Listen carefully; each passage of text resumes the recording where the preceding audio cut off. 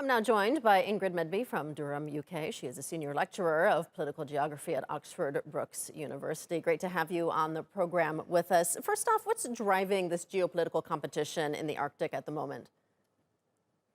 So first of all, I'm not sure if I think of it necessarily as competition, but certainly geopolitical interest that has been increasing. And I think we can say that has to do with climate change. The environment is changing rapidly, and with that, there are new opportunities as well as new threats. So a lot of actors and states are therefore looking north. As you mentioned just now, China, of course, is interested, as well as the 8 Arctic states. So it is becoming an increasingly important region of the world to engage in, I would say. Yeah, we've certainly been hearing a lot about it lately. Ahead of this Arctic Council meeting, the U.S. and Russia struck a rare cooperative tone. But how difficult do you think it will be to keep that cooperation given the deep disagreements over other unrelated issues between the two countries?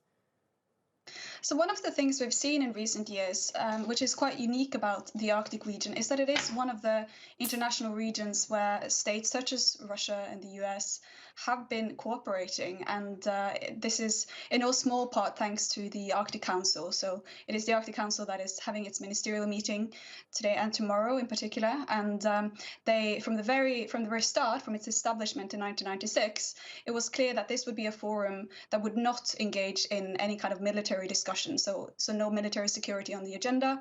Rather, the key issues that were to be discussed in the Arctic Council had to do with the environment and with lives and livelihoods in the Arctic region. So with that quite limited kind of agenda, states have been able to cooperate, sitting around that table meeting biannually for these ministerial meetings, and I think this is quite unique. It is often praised as being a unique forum precisely for that reason that otherwise states or other actors where there are tensions are able to come together there and work on shared problems and shared challenges. I know a field of your research focuses on how countries near the Arctic relate to and identify with the region. Is that playing into some of the competing attentions that we're seeing lately?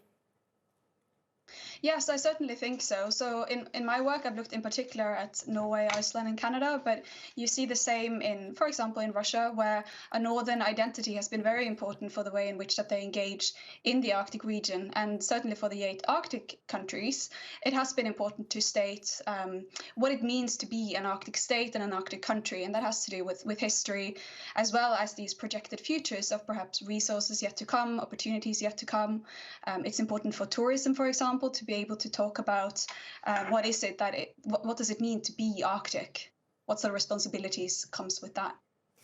The thawing of the Arctic ice not only makes accessible resources in and underneath it, but it also increases accessibility to it. So how will climate change impact this region further moving forward? So one of the big topics, of course, is potential shipping routes. And that's also something that has been discussed in relation to Russia, which has more than half of the coastline. So it's becoming increasingly accessible for that, as well as for tourism, as mentioned.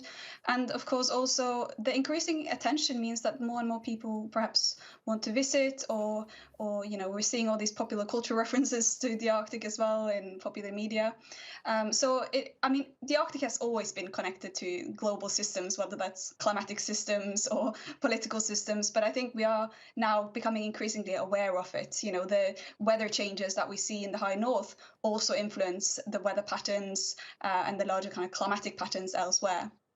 All right, we'll leave it there for now. Ingrid Medby from Durham in the UK, thanks so much for your time.